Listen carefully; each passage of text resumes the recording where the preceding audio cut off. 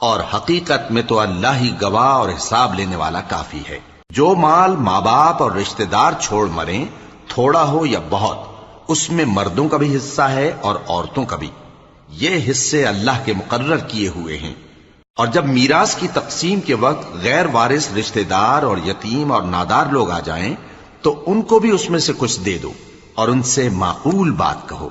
اور ایسے لوگوں کو ڈرنا چاہیے جو ایسی حالت میں ہوں کہ اپنے بعد ننھے ننھے بچے چھوڑ جائیں اور ان کو ان کی نسبت خوف ہو کہ ہمارے مرنے کے بعد ان بیچاروں کا کیا ہوگا۔ پس چاہیے کہ یہ لوگ اللہ سے ڈریں اور درست بات کہیں۔ جو لوگ یتیموں کا مال ناجائز طور پر کھاتے ہیں وہ اپنے پیٹ میں آگ بھرتے ہیں اور ضرور دوزخ میں ڈالے جائیں گے۔ اللہ تمہاری اولاد کے بارے میں تم کو ارشاد فرماتا ہے کہ ایک لڑکے کا حصہ 2 لڑکیوں کے حصے کے برابر ہے، اور اگر اولاد میت صرف لڑکیاں ہی ہوں، یعنی